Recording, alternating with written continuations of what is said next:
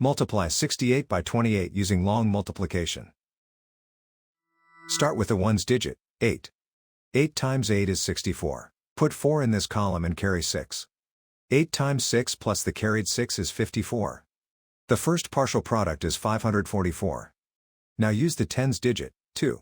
Start one place to the left. 2 times 8 is 16. Put 6 in this column and carry 1. 2 times 6 plus the carried 1 is 13.